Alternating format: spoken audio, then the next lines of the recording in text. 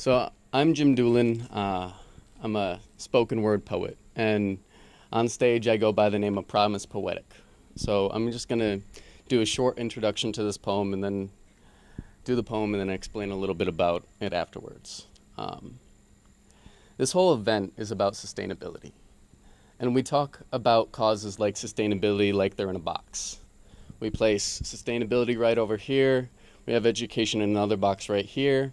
And then we have racial equity in another box over here. And we go through this process of partitioning things off. We divide them up just like we do people, and we don't see the big picture. We act like we can just handle sustainability.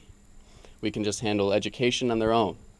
And we forget that sustainability is tied to education. And sustainability is tied to racial equity. And sustainability is tied to all these other issues and causes. And we don't see the big picture. And we try to handle little things and act like we're not going to come into these other realms. And so I think one big way that we break down these partitions and reach out past the isolation is through art. And as we said, my main form of expression is through poetry, and this piece is about power, and this piece is about art's ability to enable change.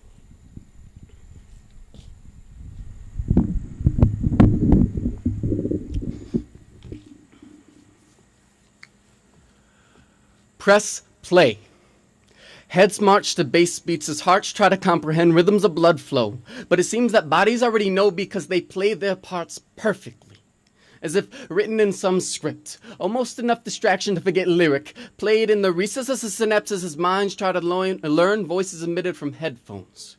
Choreographed dances of drones, just listening but not understanding, just hearing but not knowing, as messages echo between ears holding thoughts hostage, promising nonviolence if negotiations go well.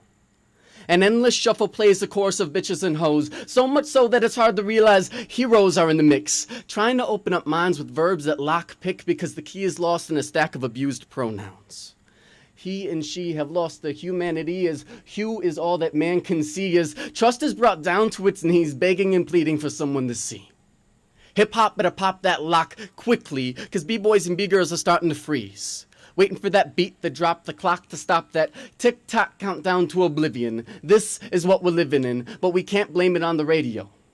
Because textbooks are lying to boys and girls just as often as the top 40. As soon-to-be men are told to rap at those shorties and put back those 40s. As little girls are told they're merely reflections of the mirror's reflection, so they better be perfection and they better not say no while they're standing on the auction block. AKA every sidewalk where call horns and cat calls replace conversation. This is the situation, obvious observation, ignored and nicknamed tradition.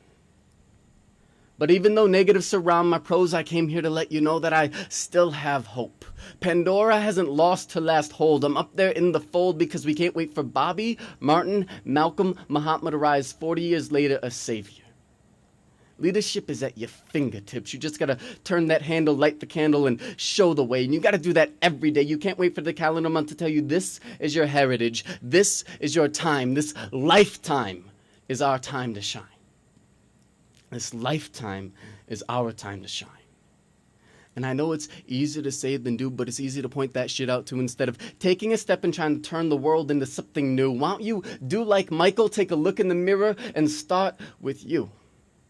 We can't keep on looking back to the past or waiting for something to happen, because this next path is going to have to be wide enough for everyone, because we can only do it as one, and only then will we own our place and our time and place.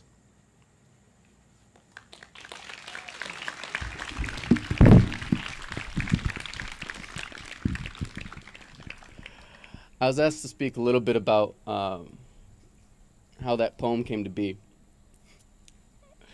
And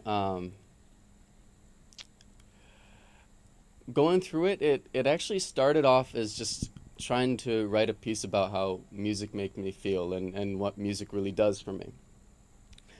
And then that draft I didn't like, and I started a new piece, and that came out about my frustrations with mainstream hip-hop and how it degrades different people and how it degrades hip-hop itself. And that piece didn't come out well. And then I sat down, and in this almost perfect storm of frustrations about mainstream hip-hop, about education in this country, about our apathy, about waiting for somebody else to take the first step, about all these different things, I sat down and this piece kind of just came. And for me, it's really about sustainable change, which might seem like a contradiction in terms, but we all go through this process of planning, acting, and reflecting. And as we go through this process, we grow, we develop, we learn, and then our planning changes, and then our acting changes, and then the process changes ourselves, and our plans change, and our action changes, and the process changes ourselves, and we go through this spiral.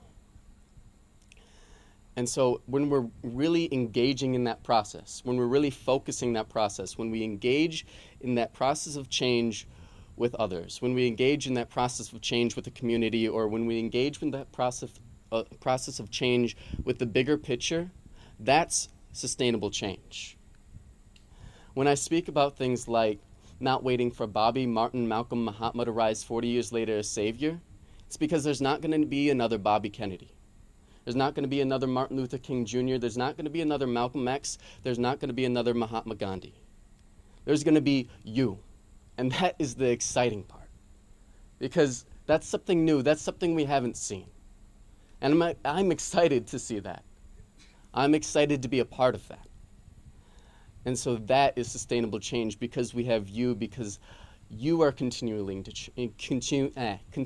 change. That is what we have.